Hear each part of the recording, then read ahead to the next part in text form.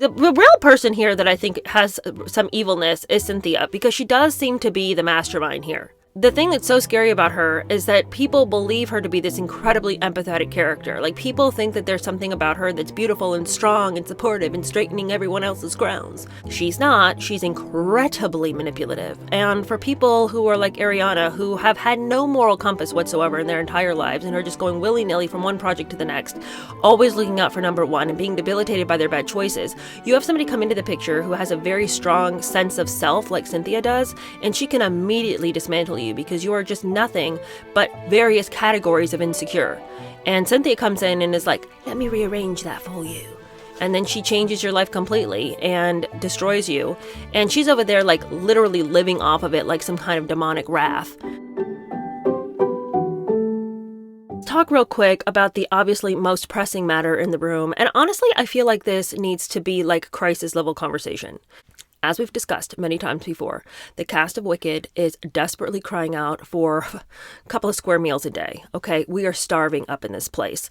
They would love to visit a therapist. They are screaming to be institutionalized. And could somebody get some meds up in this place? Okay, I have never seen a cast more debilitated by an experience, more traumatized by what should have been a children's movie. I mean, you know, it's not like 100% a children's movie. It's not like for 4-year-olds, but you know what I mean? It's like, it's fantastical and it's bright costumes and it's fantasy and it's big themes, but also accessible themes. This isn't exactly A Beautiful Mind. You know what I'm saying? What was that reference? But we're looking at a group of people who are being debilitated. At first, it was just Cynthia and Ariana who seemed like they were not doing well. But can we just scan the entire cast? Was food outlawed on set? Did they all take a blood oath not to eat for the next year and a half? These people are wasting away. We are looking at frailty. We are looking at weakness. We're looking at heightened emotion that seems like it's only stemming from a traumatic experience. And I hope you will be there for the rest of my life. It's been the privilege of my life. And I love you, and that you're learning how to let in. Forever, I'm here. Yeah. Call me every manicure. And even though they're like, this is the best experience of my life, I would give up everything in my life to have this again. You are the most amazing person I've ever met. I never, ever knew anyone could love and care about me the way you have. These exchanges between Ariana and Cynthia seem so disingenuous when it seems to have come at the cost of their sanity, their health, honestly, their careers, because who would want to work with these fools and clowns? What are they? On our hands? We have for good on our hands. Yes. And they, now that's in like, we got them on opposite, so when we hold hands, they touch. It's so crazy. It's ridiculous. We have our lot. puppies. We have our poppies. Oh, I love the poppy scene. I'm asking you right now, what is happening? And you know, the first round was weird because while they were super touchy, crying, they would just look into each other's eyes and melt. They were so entwined around each other. It was just weird. Crazy realization when everyone's talking. What? I've been listening to you for so long. Cynthia. You're the voices I've listened to. And we get to sit here and do this together. It's really wonderful. Oh, you paid. It's true, though. It's Please. It's my turn. But now it's reaching levels, and I said this in the last video that I made about them or talked about them. Cynthia she's shifted the role a little bit, and now it's not them just mutually clinging on to each other. It's like Cynthia is some kind of protector of Ariana, and it feels like Ariana kind of wants to get out of it a little bit. Like, she is not loving the roles, but she also seems to have, at some point during one of these rituals, given up all of her autonomy to Cynthia. She seems to have, like, literally given Cynthia part of her soul. Cynthia has taken those claws and she is digging them into Ariana's soul, and she's like, you're not getting away from me. It's weird. I mean, we've played this video before of Cynthia arranging the necklace that did not need to be rearranged.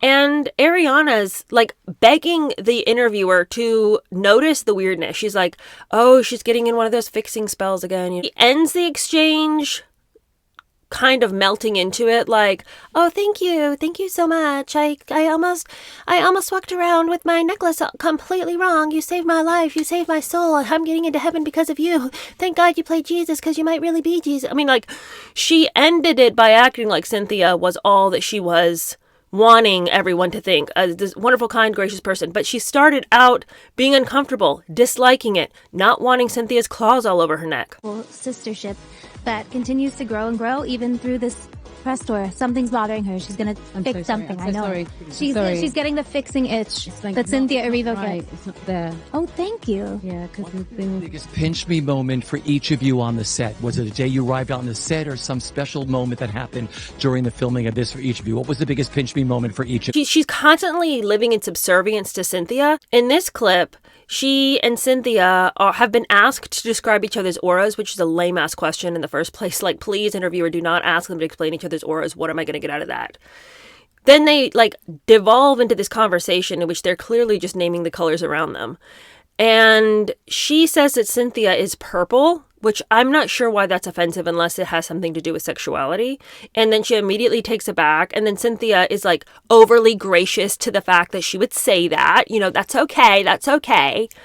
And it's very annoying, but she's constantly trying to apologize for not saying something perfectly because she knows that this hypersensitive, demonic, wrath-like creature that's sifting around in the background, constantly looking to protect Ariana, is going to misread everything she says and make her pay later for it.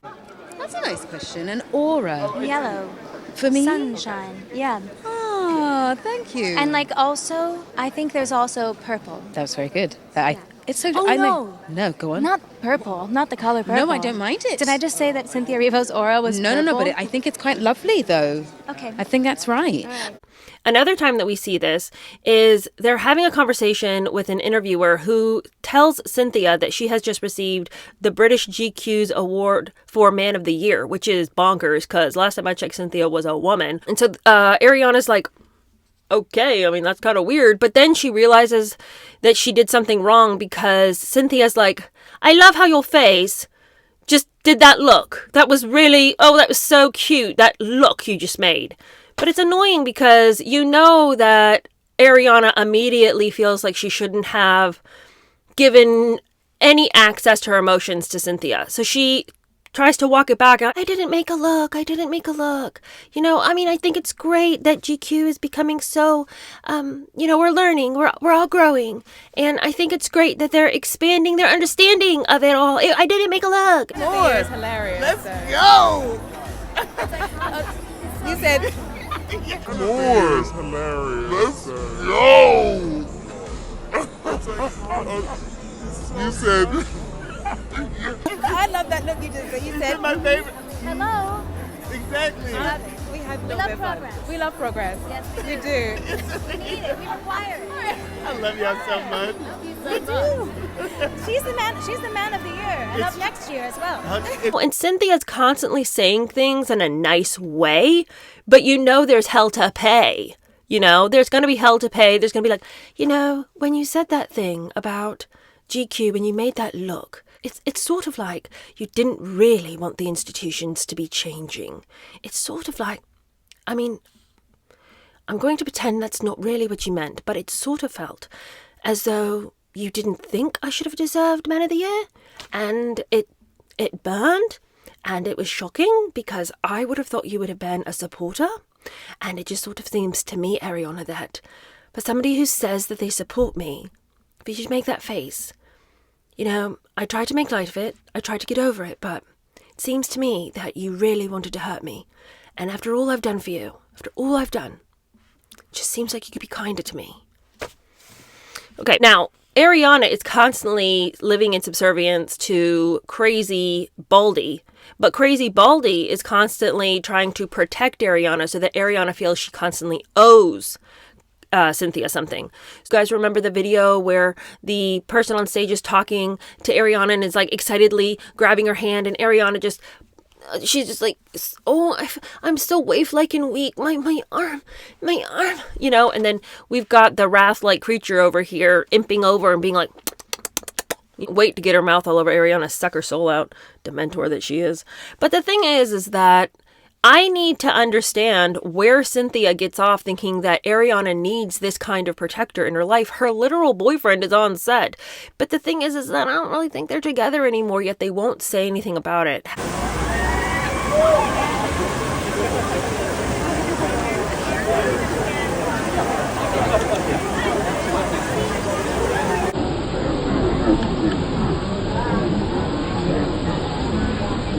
However, Cynthia has commented on her relationship with Ariana, saying they're bonded in this kind of new kind of relationship.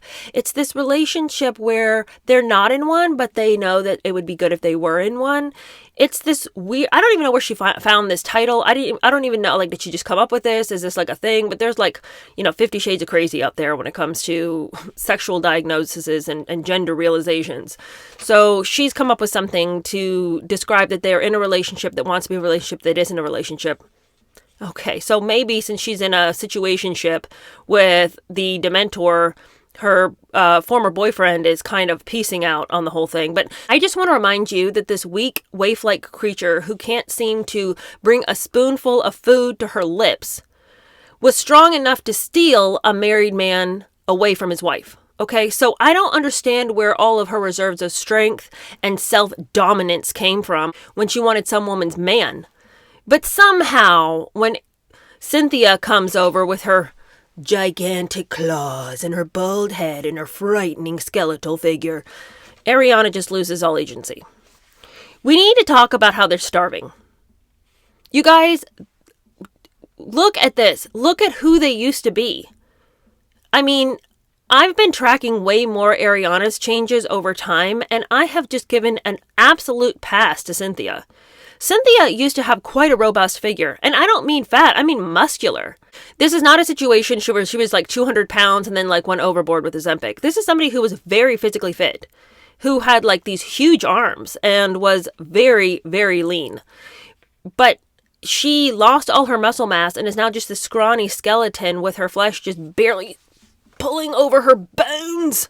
It's painful to look at them. I don't know what is the celebration of the weak frailty. Now, obviously, there are people who are built this way normally. And that's fine because, I mean, like, people come in all shapes and sizes. It just is weird to me that when they associated themselves with this wicked tour, with these wicked movies, they literally became different people. Their personalities changed, their emotional well-being changed, their physical fitness changed. To me, I'm like, what sorcery was had on this witch movie? Because I know that it's all like, oh, Glinda's the good witch and it's a bad witch. And I don't want to be one of those kooks. It's all like, I heard the word witch, but I'm a Christian. I don't know what to do with that. Because, obviously I read my children all of the Narnia series. Is the White Witch not a prominent feature? And I follow C.S. Lewis's understanding of fantasy and that it's so important for children to have imagination and to understand other worlds and to imagine another world and to understand good and evil. And I understand all that. I get it. So I'm not saying, I heard the word witch, there must be witchcraft around. But what I am saying is, the proof is in the pudding, my friends. The fruit has come from the tree. I am looking at people who are involved in this kind of quirky, weird movie that's clearly is not supportive of human flourishing. Look at the people involved. They are shadows of themselves. And may I just say, let's look at the men involved. The women are doing poorly, the men, holy hell. I mean, what in the world is this? Everybody, every single human being who is involved in this movie is now worse for wear. We need to have a lot of questions. It's getting weird out there, and I don't even know if these people are going to be able to come back from this. Ariana seems too weak even to be able to do anything else. She's supposed to go on some tour, which she clearly doesn't want to go on. She's doing some kind of musical tour. She wants to take some time. She wants to take a beat, but somebody behind the scenes is forcing her. Some handler, some institution, somebody that she's involved with is making her do this musical tour, which she doesn't want to do. Cynthia is like, I'm going to come and sing with you. It's like, could you please give this girl a freaking break? She'd like to go do something on her own. Quit dragging her down, But Cynthia's going to come on that tour with her, uphold her in this time because she knows it's hard for Ariana. With the Eternal Sunshine tour coming up, is there maybe another opportunity to extend this story, maybe on stage with a little bit more music? I said I'm gonna come and visit. She Right. said, sing. You said you gonna be talking in. I'm not one to tell, but I told. I know that's right. Please come. No, Ariana is just worn the bleep out from having to hang around you all day and, jump when you say jump and cower when you say cower. The real person here that I think has some evilness is Cynthia, because she does seem to be the mastermind here. There's something about what she brings to the table that is wrong and evil and hurting people.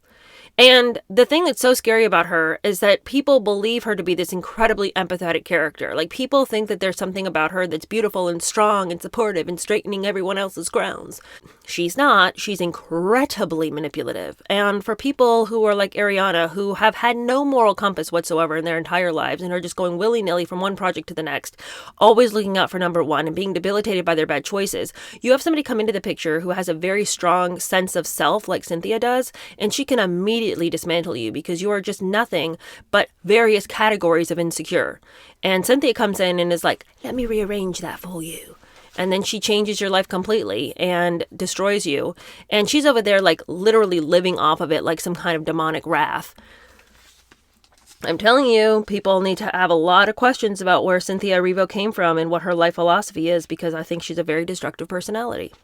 Not that Ariana gets passed. She's also been very morally destructive to other people, but to herself as well. I think that this former child star was crumbling and breaking down just when Cynthia found her.